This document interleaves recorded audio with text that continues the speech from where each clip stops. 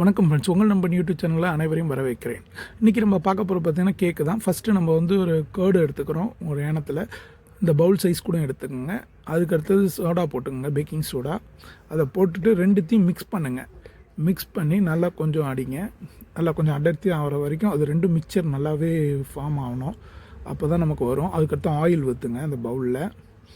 இது 3 காம்பினேஷனில் தான் கேக் ஃபார்மேஷன் நடக்கும். நம்ம இது எவ்வளோ ஸ்டிர் பண்ணி நல்லா இது ரெண்டுத்தையும் காம்பினேஷனில் கொண்டு வரோமோ, நல்லா ஒரு தட்டாக இருக்க மாரி இருக்கக்கூடாது, நல்லா சேர்ந்து 3மே சேர்ந்த மாரி இருக்கணும். அந்த பதத்துக்கு நம்ம அடிக்கணும் ஃபஸ்ட்டு. ஓகேங்களா? அப்படியே அடிச்சுக்கிட்டு நல்லா ஸ்டிர் பண்ணிக்கிட்டே இருக்கணும் நல்லா. ஏன்னா இது எந்த அளவுக்கு ஸ்ட்ராங்காக வருதோ அப்போ தான் கேக் நல்லாயிருக்கும். இதுதான் பேஸு. பால் ஊற்றிக்கிங்க தேவையான அளவுக்கு. கொஞ்சம் அந்த ஃபார்மேஷன் வர்றதுக்காக, கொஞ்சம் அடர்த்திக்காக அந்த பாலை நம்ம ஊற்றுறோம். ஓகேங்களா?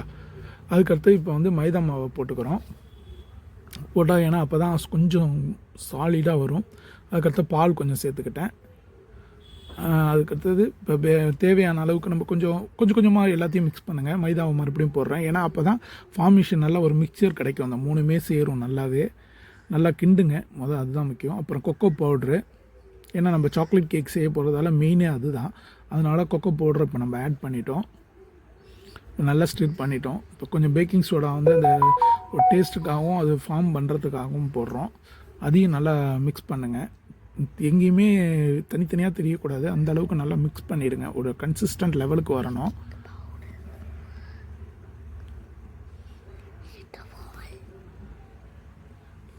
அதுக்கடுத்தது பட்டர் ஷீட்டை எடுத்துக்கங்க. பட்டர் ஷீட்டை தட்டில் நல்லா விரிச்சுங்க. ஏன்னா கேக் வெளியே வந்துடக்கூடாது. ஏன்னா அந்த ரவுண்ட் ஷேப்புக்காக தான் தட்டு எடுத்துருக்கோம். இப்போ அதை அப்படியே ஃபுல்லாகவே அதில் விழுத்துறோம், போர் பண்ணிடுறோம். பண்ணிவிட்டு அப்படியே அதை நல்லா கொஞ்சம் அந்த ஷேப்புக்கு வர்ற அளவுக்கு நல்லா லெவலை கரெக்ட் பண்ணுங்கள் தட்டில் வச்சுட்டு. அதுக்கடுத்து அடுப்பில் வச்சு ஒரு 15 மினிட்ஸ் நீங்கள் அவன்லேயோ இல்லை அடுப்புலேயோ வச்சு கூட பண்ணலாம். ஓகேங்களா?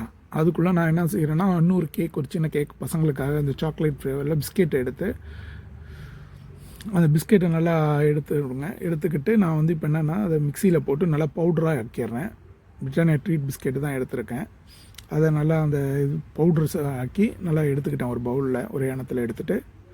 அதுக்கடுத்தது கொஞ்சம் அந்த பேக்கிங் சோடாவும் அதை கொஞ்சம் போட்டுக்கிறேன். ஏன்னா அப்போ தான் அந்த கன்சிஸ்டன்சி நமக்கு கிடைக்கும். ஓகேங்களா? அதையும் எடுத்து போட்டுட்டு அதுக்கடுத்தது இந்த கொஞ்சம் ஒரு ஸ்பூன் போட்டு அதையும் எடுத்து நல்லா மிக்ஸ் பண்ணுங்கள். அப்போ பேக்கிங் பவுடர் இருக்குது பாருங்கள், அது கொஞ்சம் போட்டுக்கோங்க.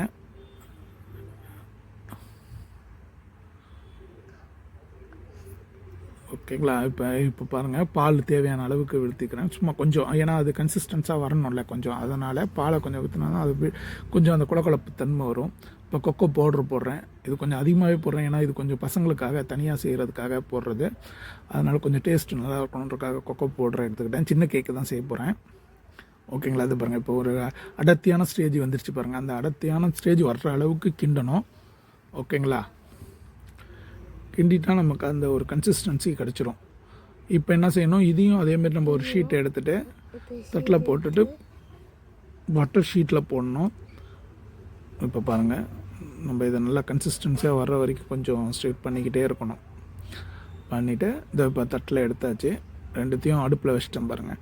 இதேமாரி தான் செஞ்ச கேக்கையும் வச்சாச்சு, இதையும் வச்சாச்சு, ரெண்டுத்தையுமே வச்சாச்சு. நம்ம இப்போ கொஞ்சம் நம்ம சாக்லேட் ஃப்ளேவரை சாக்லேட்டை விட்டு அதை கொஞ்சம் லிக்விடாக்கி அதை மேலே ஊற்றும் போது சாக்லேட் ஃப்ளேவர் இன்னும் நமக்கு டேஸ்ட்டு நல்லாவே கேக்கு கூட்டி கொடுக்கும்.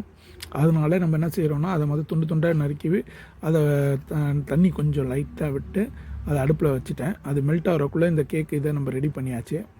ஓகேங்களா? இப்போ இதையும் பட்டர் ஷீட்டு போட்டு மேலே அப்படியே விட்டுட்டு இதையும் ஒரு 15 மினிட்ஸ் நம்ம அதேமாதிரி அடுப்பில் வச்சு எடுக்கணும்.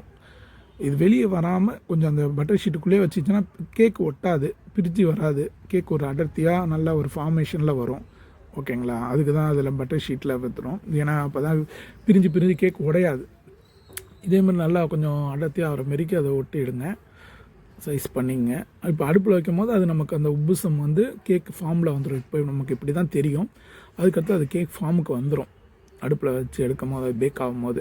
ஓகேங்களா? அது வந்துருச்சு பாருங்கள், நல்லாவே வந்திருக்கு கேக்கு. ரெண்டுமே நல்ல ஃபார்மேஷன் சூப்பராகவே வந்திருக்கு. அப்போ அதை வந்து கேக்கை அப்படியே உடைக்காமல் கொஞ்சம் பொறுமையாக அந்த பட்டர் ஷீட்டோடு எடுங்க. அதுக்கடுத்து அந்த பட்டர் ஷீட்டை லைட்டாக பிரித்து எடுத்துருங்க. ஏன்னா பேப்பர் வந்து உள்ளார ஒட்டிக்கிட்டு இருக்கோம், தெரியாது, பிள்ளைங்கள்கிட்ட அப்படியே எடுத்து கொடுத்துடக்கூடாது. அதை எடுத்துகிட்டு இந்த பாருங்கள் நல்லா ஃபார்மாக வந்துடுச்சு. இப்போ ரெண்டுத்தையும் நான் தட்டில் மாற்றிக்கிட்டேன். ஓகேவா? நீங்கள் வேணும்னா நட்ஸ் எல்லாம் மேலே போட்டுக்குங்க. நான் இப்போ சரி பசங்க கேட்டதால் டக்குன்னு உடனே செஞ்சதால் இப்படி செஞ்சுருக்கு.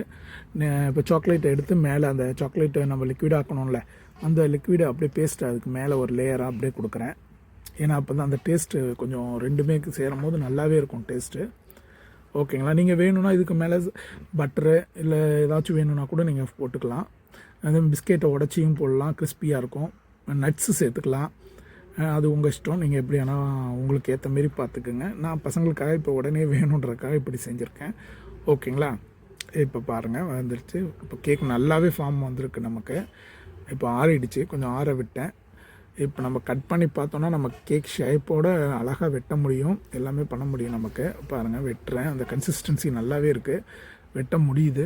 கேக்கு நல்லாவும் வந்திருக்கு. ஓகேங்களா? சூப்பராக வந்திருக்கு. டேஸ்ட் வைஸ் நல்லாவே இருக்குது. நீங்களும் ட்ரை பண்ணி பாருங்கள், எப்படி இருக்குன்னு கமெண்ட்டில் சொல்லுங்கள். ஓகேங்களா? பசங்க தான் குட்டீஸ் தான் செய்கிறாங்க, அதனால் சரி போடணும் ஆசைப்பட்டாங்க, அதுக்காக போட்டிருக்கேன். பார்ப்போம், நல்லாயிருக்கு. உங்கள் சப்போர்ட் எங்களுக்கு தேவை. ஓகே, ஜஸ்ட் பாருங்கள் எப்படி இருக்குது டேஸ்ட் வைஸு. செஞ்சு பார்த்துட்டு நீங்களும் கமெண்ட் செக்ஷனில் கொடுங்க. எங்களுக்கு நல்லாவே வந்திருக்கு கேக்கு, ஒண்டர்ஃபுல்லாக இருக்குது. பசங்களும் நல்லா என்ஜாய் பண்ணாங்க. ஓகேங்களா? ஏன்னா இப்போ நீங்கள் நட்ஸ் எல்லாம் இது மேலே போடும்போது இன்னும் கிறிஸ்பினஸ்ஸாக இருக்கும், கூடவே நல்லாவே இருக்கும் பசங்களுக்கு. டேஸ்ட் வைஸும் சரி, பசங்களும் கொஞ்சம் கலர்ஃபுல்லாக இருந்தால் சாப்பிடுவாங்க. ஓகேங்களா? இப்போ நம்ம வெளியே போய் கேட்காம எந்த க்ரீம் போடுறான் எதுன்னு நமக்கு தெரியாது, உடம்புக்கு கெடுதலை. இதுனா நம்ம கண்ணு முன்னாடி நம்ம செய்கிறோம். கொஞ்சம் நம்ம இதுவே நம்ம கொடுக்கக்கூடாது தான், இருந்தாலும் பிள்ளைங்க ஆசைப்படுறதுக்காக வெளியே வாங்குறதுக்கு இதை நம்ம செஞ்சு கொடுத்தோம். இப்போ பார்த்தீங்கன்னா நமக்கு கேக் நல்லாவே வந்திருக்கு. Okay friends, thank you. அடுத்த வீடியோவில் பார்ப்போம்.